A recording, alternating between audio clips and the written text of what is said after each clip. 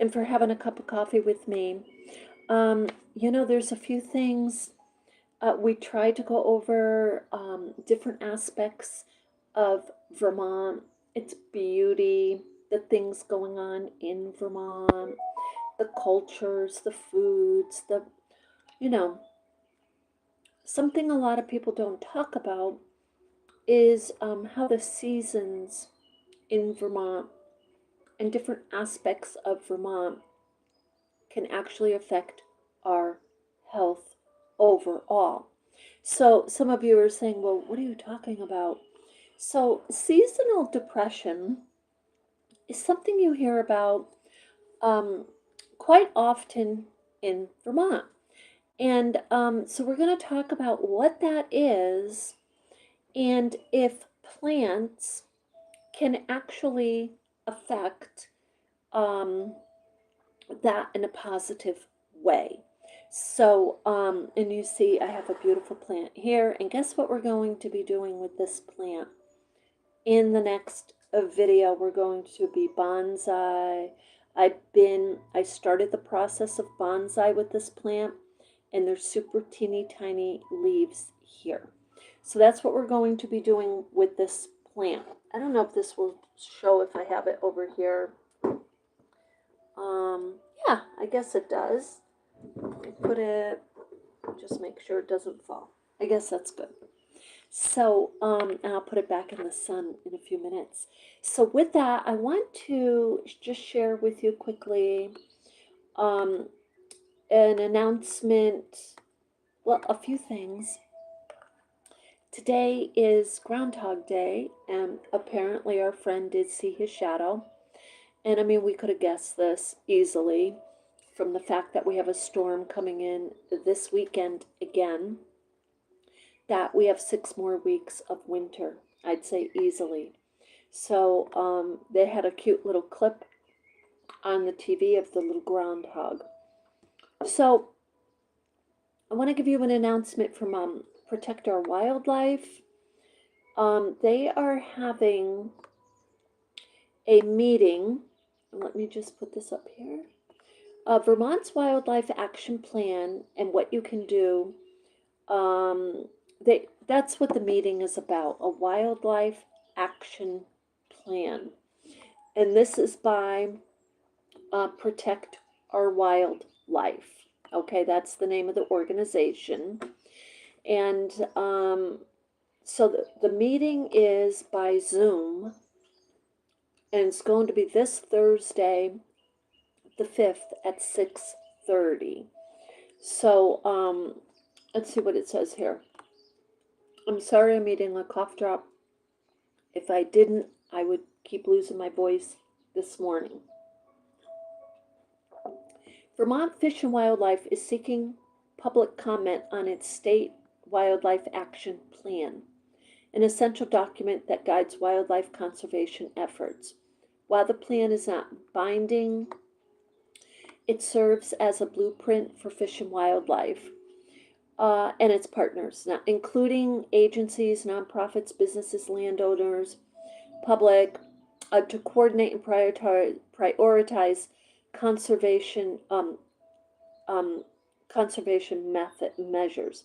The plan also provides an opportunity for wildlife advocates to remind elected officials, commissioners, and agencies that cares about wildlife, whatever it is you want to say. I'm going to be in this meeting by Zoom. I encourage you highly, if you are in Vermont and you care about some of these trapping methods, because that is something I plan to bring up. I want to make sure that the clap traps are not being used. There's no reason for them to use that. Because the draft plan is lengthy, we want to make it easier for wildlife advocates to understand some of the key issues related to the mammal species. We will highlight the issues we're focusing on, offer recommendation for public comment, and provide opportunity for questions and discussions. And then it says to email them at. I'm going to give you the email address right now. It's info info at, and this is all one word, including at the end for Vermont VT, okay? Info at Protect Our Wildlife VT, all together, and then .org. So I just wanted to share that. It came in my email. These do come in my emails. I do like to participate and help where I can. And it's organizations like this as an artist. If I can needle felt something, or I can sew something, or, do a wall hanging, and help them with fundraising, something like that. I like to do that. I encourage other artists and creatives.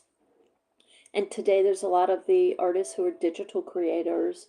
So I encourage you to, participate in that as much as possible.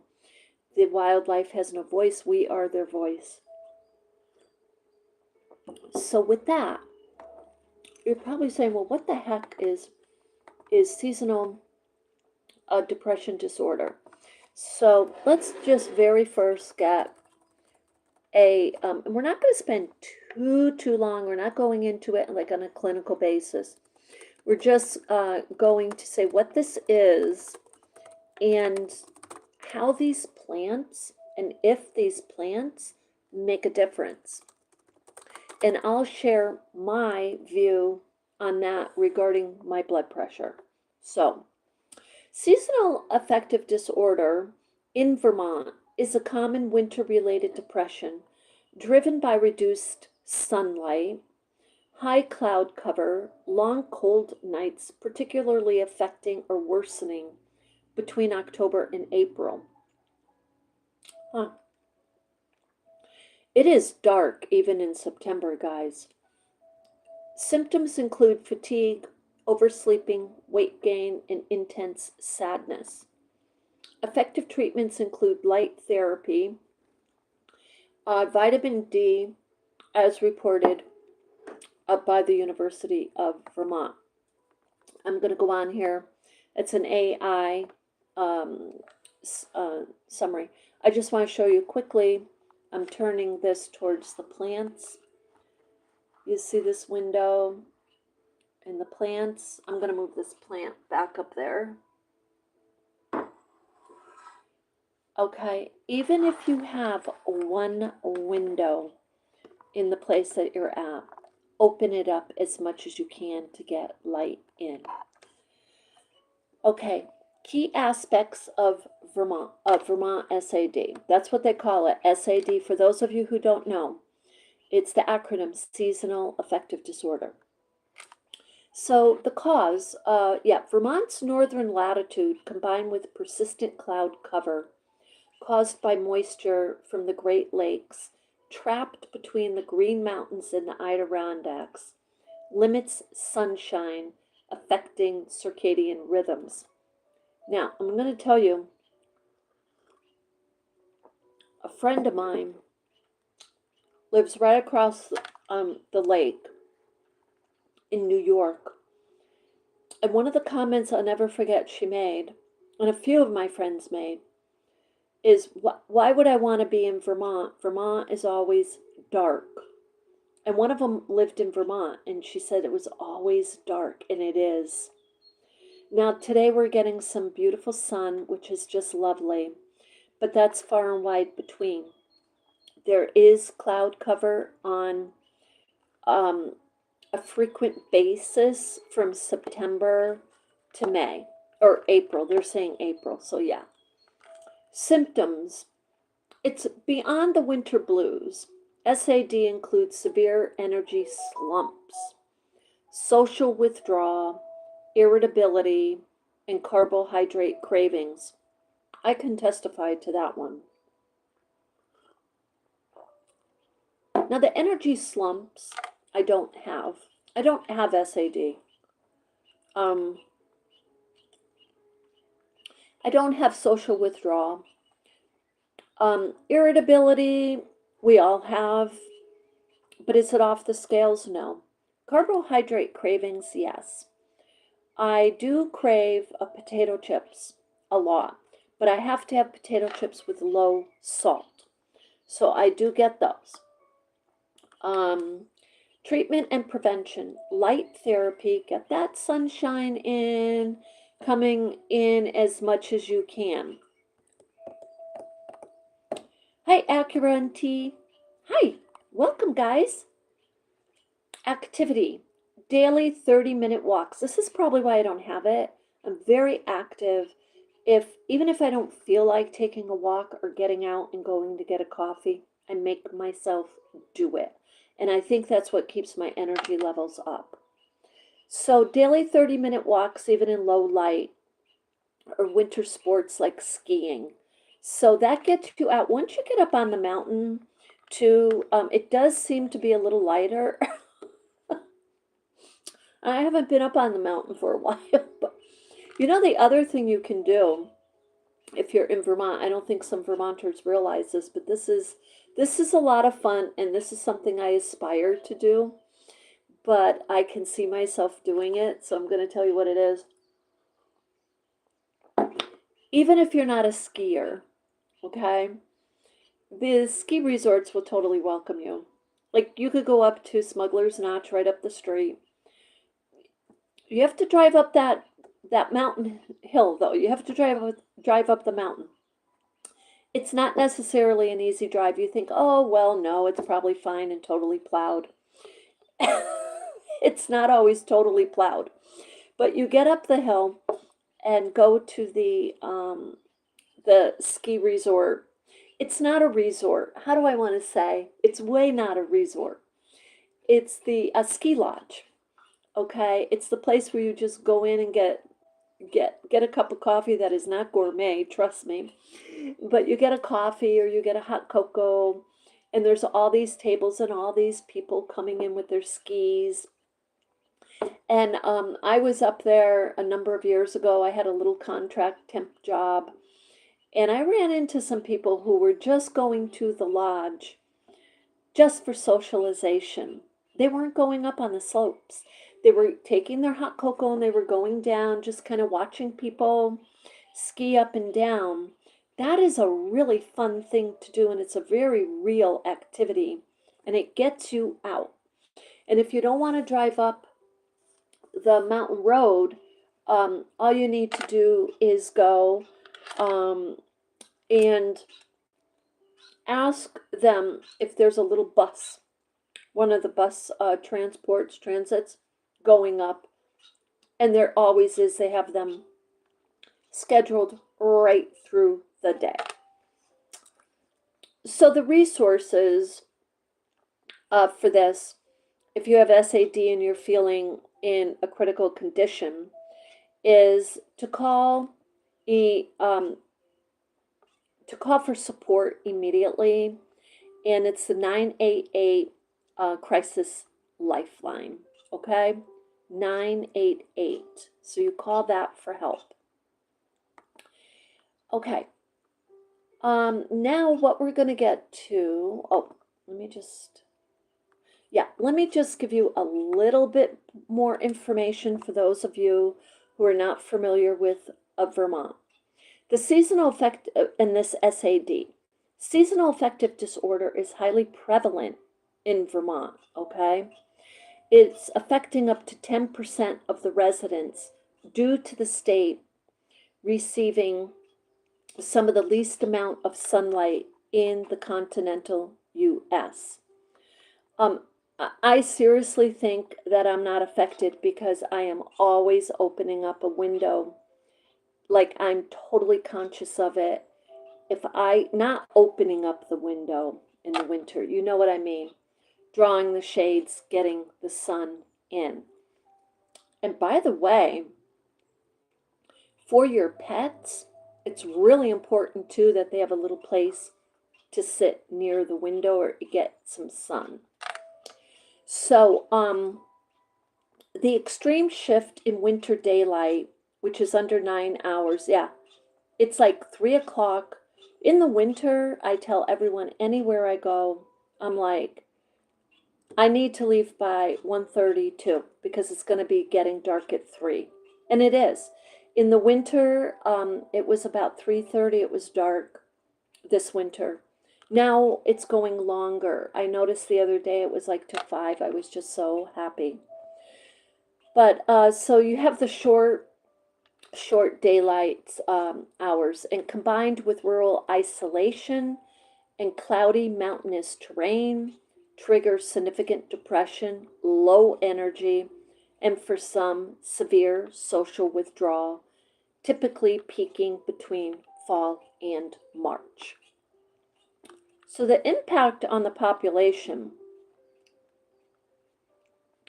while 1 to 2% may suffer from this clinical SAD, a much larger portion of the population experiences winter blues, or subsyndromal, milder forms of disorder.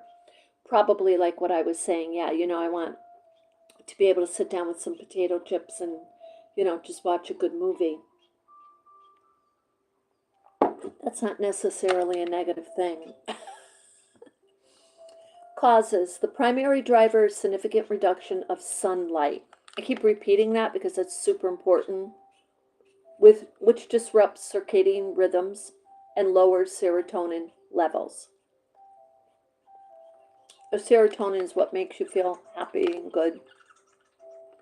Symptoms. Common symptoms include persistent sadness, irritability, oversleeping, up to 2.5 hours extra a day. Like you may feel like you need to lay down. Weight gain, difficulty concentrating, and high carbohydrate cravings. So I'm going to say you'll get a lot of people, you'll notice here, will buy puzzles or do crossword puzzles. That is a really great way to kind of, keep your mind flowing and doing something. And I do believe this is my own viewpoint. We can look it up at some point and substantiate it. But having a hobby, whether from whatever it is, whether you're playing cards or you're planting your little plants in your house, you make jewelry, or you do tarot card reading. Seem to be a lot of people doing that. And just be careful with that, because that can be a very negative. Pick something positive, or whatever it is. Reading, maybe you like to read a good novel, and that helps a lot. That helps your day go by, because if you're in an isolated area of Vermont and there's not a lot to do, personally, I'd like to see all the little towns focus on getting some musical venue, getting some music, because that really helps you move too. It helps you feel better and exercise and to dance and sing. Treatment and coping. Effective treatments, as noted with UVM Health in Dartmouth, include therapy, cognitive behavioral therapy, and medication. And I'm just throwing in there. Let's see. Hi, Addis and Acura and GT. Hey, guys. Thank you so much. I appreciate your kindness. So I really want to throw in there. Now, I have psychology degrees. I'm not a doctor. Okay, I'm not certified, but I'm attesting for myself. Having something to do, like a hobby. Even if you're a collector, like you collect things, like you're collectibles. There's lots of thrift shops, lots of different things you can do in Vermont, or you go out and collect different rocks, or you collect different leaves, or whatever it is. Because they're just stating here includes light therapy. You have to know what you're doing there. Cognitive therapy and medication. And not everyone needs medication, but some do. Preventive strategies. Experts recommend starting treatment in early fall. Engaging in outdoor morning activities, maintaining a regular active routine, and mitigate effects before winter. Okay, so that's on SAD. WCAX, I'm going to give you the title here of the article. For those of you who don't know, if you're new to Vermont or you're going through Vermont, WCAX is a staple channel. It's our channel here in Vermont. And Darren Perrin is one of the anchors. I met him in person. So it's a picture of me and Darren Perrin on my main page if you want to see it, guys. Echo Art with Carmella T. Thought I'd throw that in there. So tips on managing seasonal depression. If your mood is dipping down with the temperature, you're not alone. We have tips for the experts on how to beat the blues. So let's see. Let's get right to the tips here.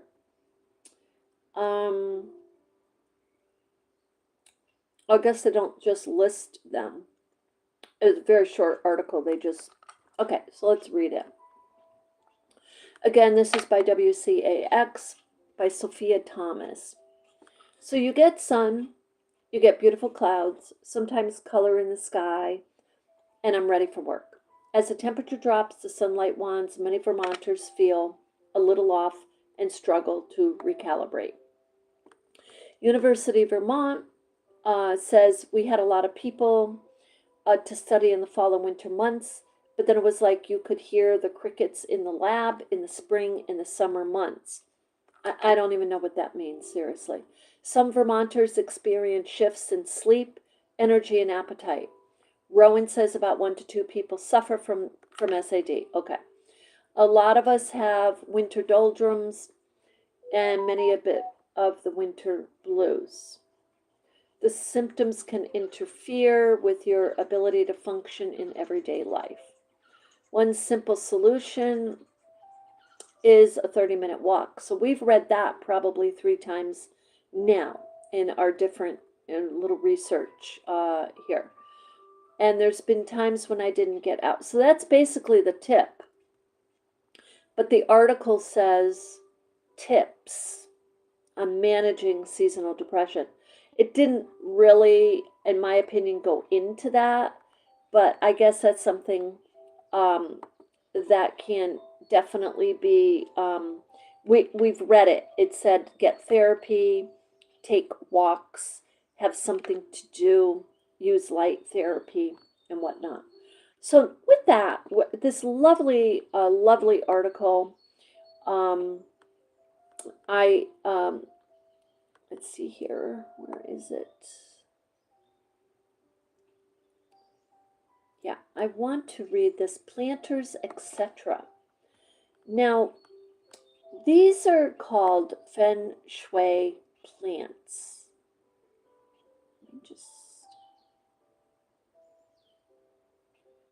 Yeah. Okay, there's the feng shui plants. And there's another article here, one moment.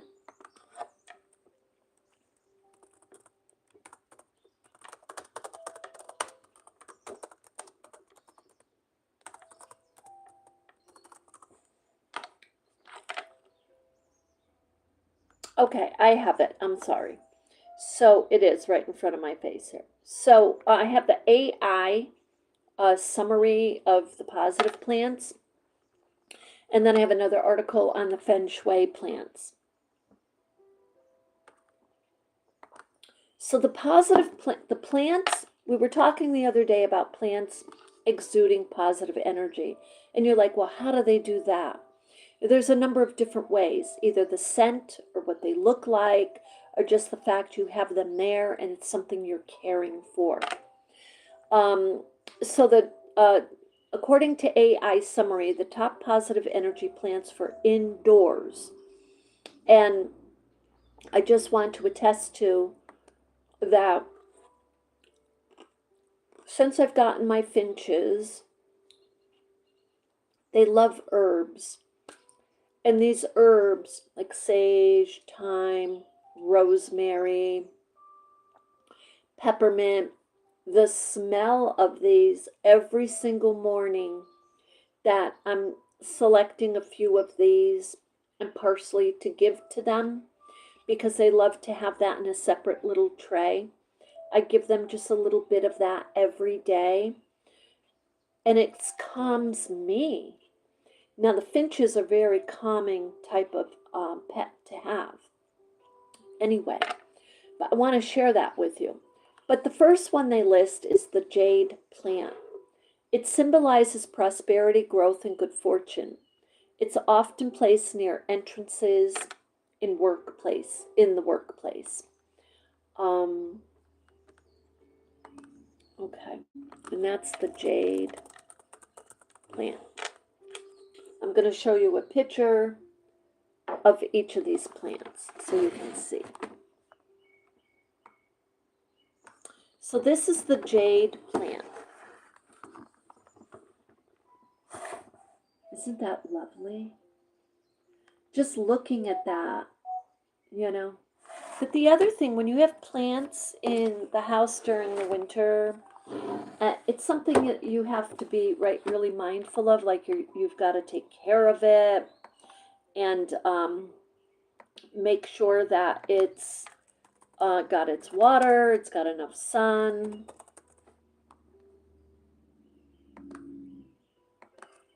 Okay, the next plant they list is the money tree. And it's believed to bring good luck, wealth, and positive energy to the home. So it's not saying why, except that it's a belief. Okay, so let's take a look at it. This is the money plant. Let's see if we can get any more information on the money plant.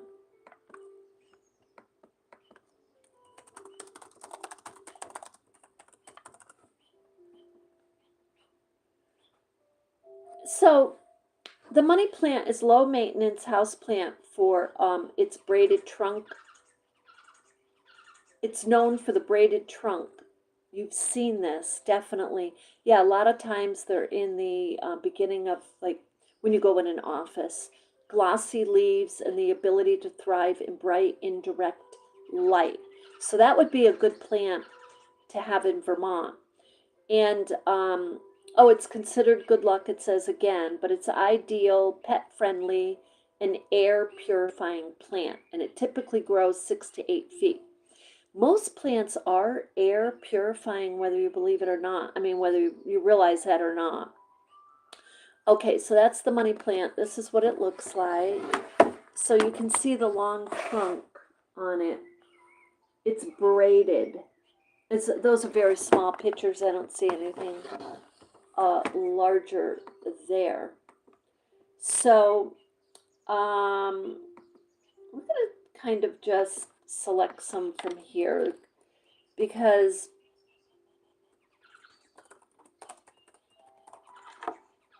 the next one they list is the peace lily. So this is what the peace lily looks like. Let me see if I can get a large picture of it. This is what it looks like. The peace lily. What a beautiful name. So the peace lily promotes peace, tranquility, and harmony while removing indoor toxins. Okay. And now because they kind of list some here with very limited information, so I just wanted to pull some from AI. Now I'm going to go to a this article because this is by Planters, etc. That's the name of it, plantersetc.com. The 10 best feng shui plants for your home. They move energy in your space with intention. So let's find out what these plants are. First of all, for those of you who are not familiar with feng shui, we're going to review really quickly what it is. And I didn't plan to be talking about feng shui, but it is in the article about positive energies and moving the energy. So feng shui is an ancient Chinese concept that utilizes energy forces to align people with their surroundings and natural world. The fundamental concepts of Feng Shui refers to wind and water. Feng is the wind, and water is Shui. And based on the notion that we may live in a more peaceful and meaningful environment. So that's basically what that is. And they go on into great detail if you want to look up the article. So the very first plant they talk about is a pothos. And besides being good feng shui plants, pothos are great air purifiers. This is what it looks like. This is the pothos. Okay. Sorry about that. And let me move this over here a little bit. Okay. So potho plants are great air purifiers, and they're ideal for unused spaces in your home, such as on top of a kitchen cabinet or even in the bathroom. They make the best hanging plants since they frequently have long green tendrils. These plants require very little care. That's a perfect plant for me because I am good at caring for them, but I'm not highly knowledgeable on the plants.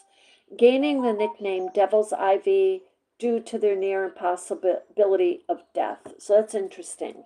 So that is called, again, this is the pothos plant. So it's a really good air purifier. You can put it just about anywhere, it sounds like, in the home. So that's lovely. And it has hanging leaves. I love that. So the next plant that is really good for positive energy in your home and moving the energy and balancing it is the aloe vera. So a lot of you are already familiar with the aloe vera. And I tried to get an aloe vera plant at one point, and it was very expensive. And I feel like I'm going to look for one very small. This spring it might be less expensive. So among all the plants for Feng Shui, aloe vera is one of the most common indoor plants to have because it requires very little maintenance.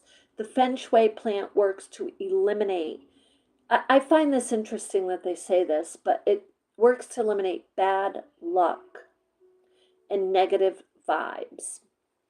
The optimal location for this plant to filter electromagnetic energy is 3 feet or less, believe this or not, from your computer. That's all it says. A tip for at least 6 to 8 hours every morning, aloe vera enjoys full sun.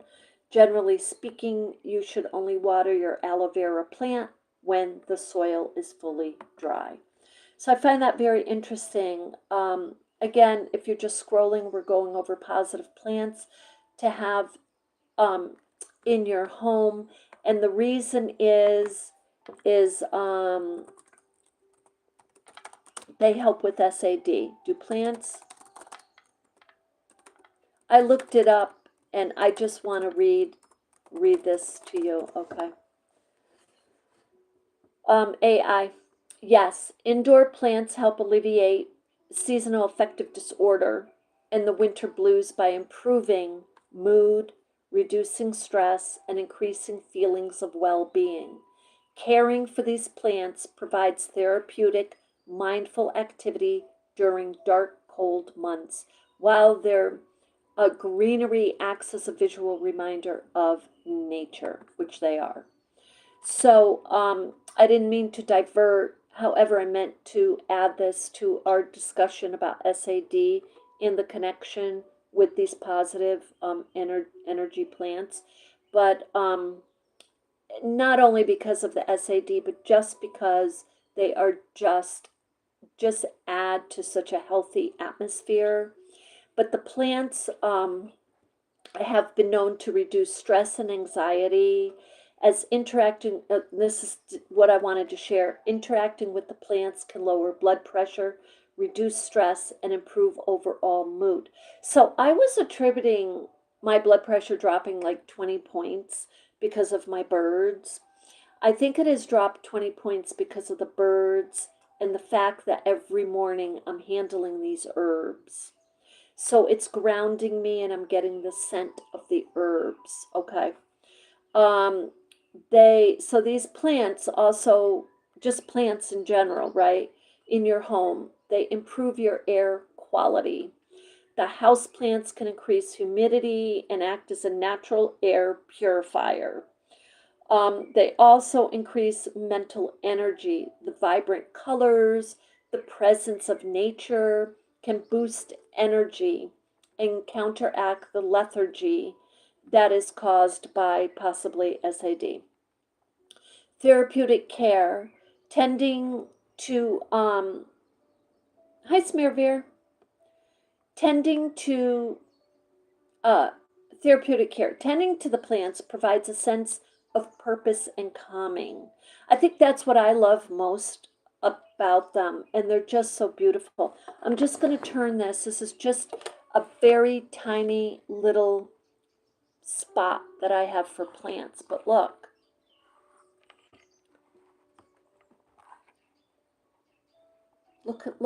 Look how beautiful they are. It's my computer, guys, sorry. Look how beautiful they are. Just the silhouette of them in the sun. That's all I've got there. My lily, or my orchid named Lily. Okay, so let's go on to our feng shui positive energy plants.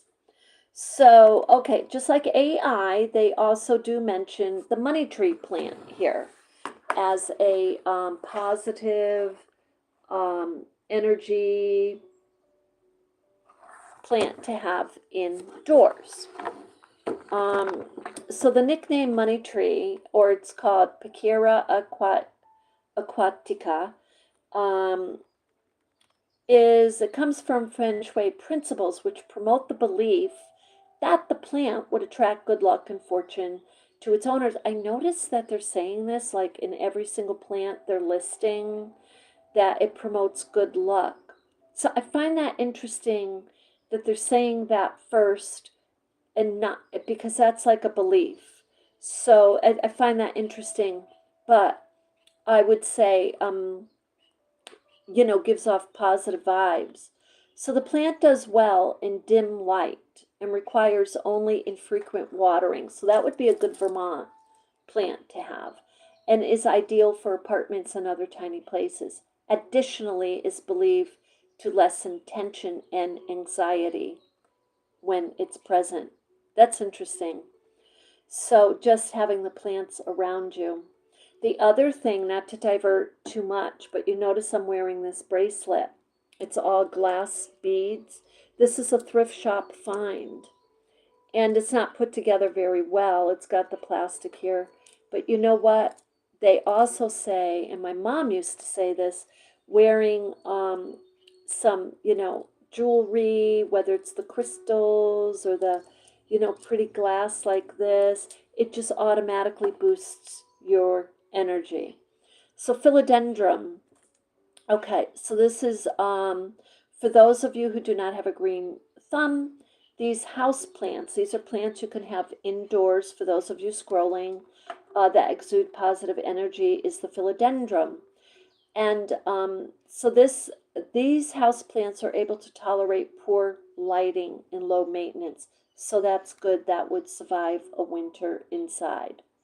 In addition, the philodendron also promotes a better indoor environment since it's a great air purifier. My son bought me an air purifier and I put it on and the lights on it will go to red when it's pulling out like things that are not good in the air. And I do that especially in the summer when the windows are open. But these are the same thing. They're filtering all the air around them. These plants are filtering and pulling that everything in microbials in from the air. The next one is the peace lily. So we saw I also named the peace lily as a really positive energy plant to have in your home. And as far as feng shui is regarded, according to feng shui, the peace lilies, flexible flowing leaves and lovely white flowers convert poison arrows and other negative energies to positive energy. Place your peace lily in an area in your home where you could face more stress than usual, such as inside the home office. So that's a really good idea for optimal benefits. Yeah, so even if you're on the phone and it's not a happy call and you're looking at this plant, it just may help keep you a little bit more grounded and in your reality of peace and love. The soil should always be kept slightly damp for the peace lilies. They do not fare well in direct sunlight. Their leaves become dried out and scorched by direct sunlight. So put yours in a spot where a lot of the light gets filtered out. Okay, so the next plant that's good for energy in your home is the jade plant. And we took a look at this also with a eye, but we're going to look at it again here. So that's the jade plant. I don't think I've ever had a jade plant. The jade plants are firmly connected with good fortune, wealth, success, and they are known as money plants and lucky plants. These succulents, I thought that's what that was, feature leaf segments that are delicately rounded and coin shaped, as well as strong brown stems that resemble little tree trunks. Jade plant needs at least 6 hours of strong sunlight every day. Smaller plants prefer filtered or indirect light. So while the more mature plants need more direct. So if you're getting a bigger jade plant, if you're in a place like Vermont and you're not going to have a lot of sun, maybe in the winter plan on having your plant, sunlight. So the rubber plant, or Fiscus elastica, is another plant that if you're looking for a small feng shui plant, this is perfect, they say. So this is a small plant. That's the rubber plant. So that is, let's see, I'm curious about this one. If you're looking for a small feng shui, the rubber tree is perfect for you because it's thick, glossy leaves with purple stripes. Its softly curved leaves can be used to soften harsh aspects of your home. These tropical plants are quite thirsty, so water is very important for them at all times. So the next plant for positive energy is the lucky bamboo. Now we're going to go over the herbs just quickly before we go today, and because this is number 8. So this is the lucky bamboo. And notice they use the word lucky a lot in the feng shui. Look, this is what it looks like. It's very pretty. They're using lucky as opposed to a positive energy. I find that interesting. So the lucky bamboo is a kind of dracaena plant, not a bamboo at all. However, the plant gets its common name, the way its delicate leaf sprouts and slender stalks resemble the bamboo grass. According to the feng shui experts, lucky bamboo delivers a very tranquil and sensible vibe into your home. It's also a great houseplant for beginners. So the next one is called the snake plant. And this plant is considered good fortune, pleasant energy in feng shui, despite having harsh pointed lance-shaped leaves. This may be because they are simple to grow. But this is what the snake plant looks like, if you can see.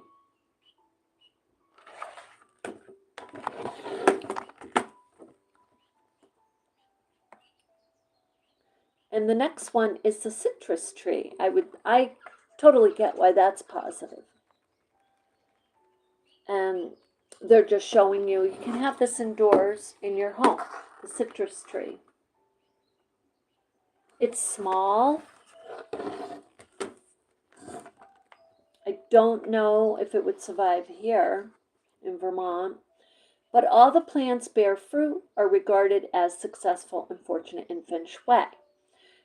Even though they are unlikely to bloom and produce fruit when planted inside, the citrus like orange, lemon, grapefruit, lime may produce plenty of prosperity and positive energy.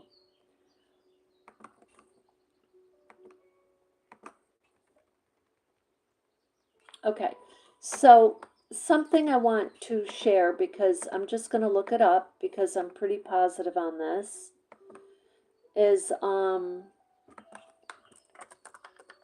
as my experience has been, herbs really do put me in a very good, just the scent as I'm getting them ready for my little finches in the morning really calm me down.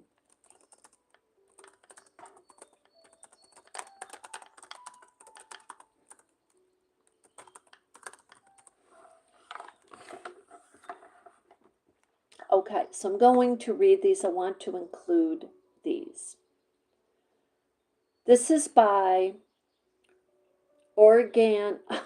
This is a quite a long site name. It's called Organic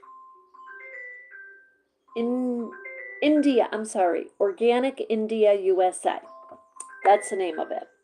So I apologize for the phone. So the name of this article is Herbs for Luck, Boost Your Fortune with 11 Powerful Herbs. So I'm not looking so much as fortune as I am looking at health. So the first one they talk about is, let's see here. The first one is basil. Oh, anybody who knows the smell of the basil. This is a versatile herb and it's celebrated typically in Italian cuisine for the robust scent and a flavor. And it's been associated with love, fertility, and protection. History suggests Roman brides carried basil and thyme in their bouquets to entice good luck. The second one they list as being associated with positive and just really putting you in a really good mood, and it's such a very natural and beautiful way, is holy basil. And it's more than just a culinary staple in Indian cuisine. It's known as the Queen of Herbs. It is revered as a sacred herb and a symbol of hospitality. It is grown in many Indian households for its purifying and protective properties. It embodies spiritual purity. Holy basil is a positive staple to your wellness.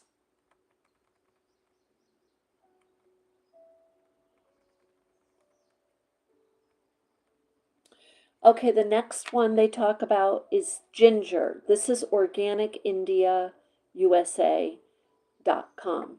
Okay.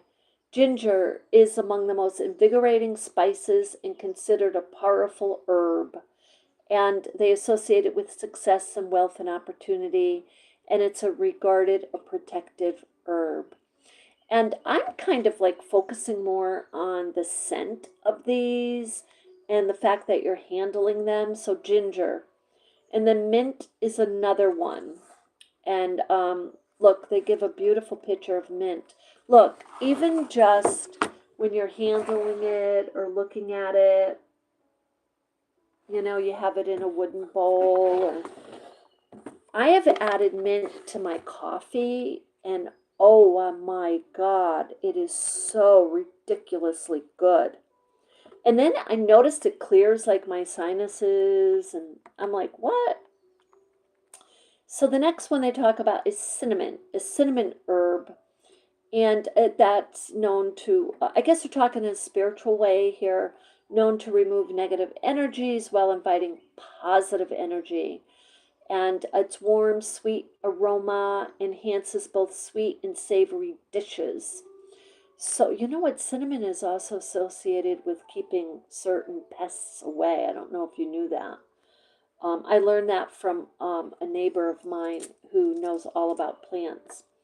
Okay, the next one is chamomile, number 6. So chamomile is has calming and soothing properties, and it was used in ancient civilizations like Egypt, Greece, and Rome.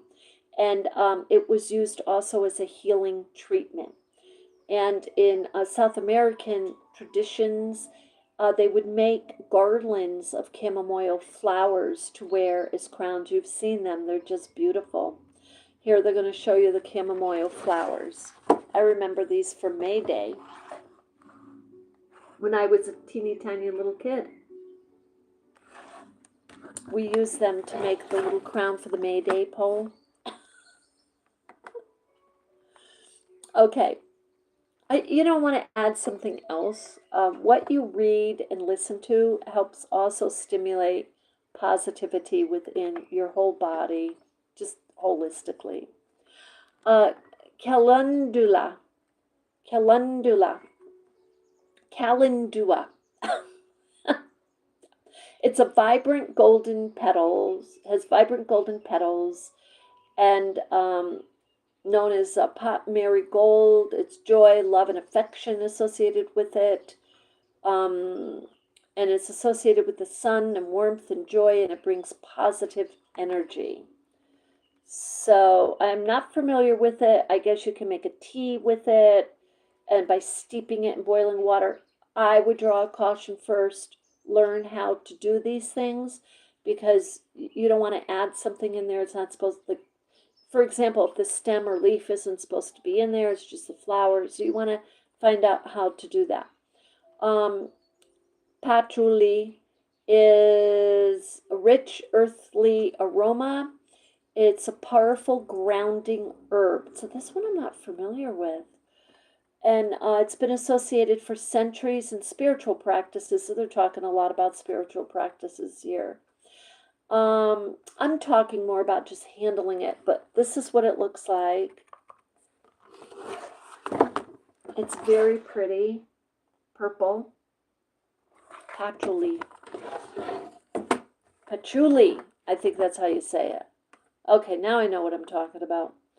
Cloves is another one. Cloves are an aromatic spice. These are things you want to think about. You'll find these more often than not at your little small co-op market up the street. You may not find these as readily, like all of these, at your corporate market. So cloves, they are associated with aromatic spice, with a subtle sweet flavor that pairs well with slightly sweet spices like cinnamon, nutmeg, and allspice. And according to Hindu tradition, which you can look into further at the site at organicindia.usa.com, cloves' gentle warming properties ward off negatives. Okay. The next one, I believe, next one is Irish moss. So the Irish moss isn't an herb. Instead, it's a type of seaweed that grows in tide pools and inlets along the coastlines of Europe and North America. It comes in different colors, from dark purple to greenish yellow, and rich in iodine and trace minerals. When it's carried in your pocket, it's, people believe it brings good luck, and especially in the maritime cultures, and it can be a good luck charm, so to speak. Okay. In modern wellness applications, studies suggest it can boost the immune system and support a healthy thyroid. And its panel of vitamins and minerals gives it a distinct a category of superfood. So that's Irish moss. So clover, I think that was Irish moss. So yeah. So clover is a four-leaf clover, universally recognized, associated with good luck. And the Celts who lived in Western Europe used the clover as a charm. And the rarity of the finding of the four-leaf clover could contribute to its lucky charm. So, I mean, this is a lovely little plant to have in your home. I guess you'd have to be careful with this if you have like a cat. They might want to eat it. So,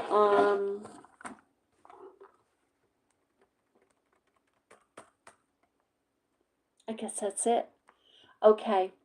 So anyway, I just kind of wanted to get on here, because yeah, we are in February. We're all getting really sick of the long, long, long, harsh winter we've had here in Vermont.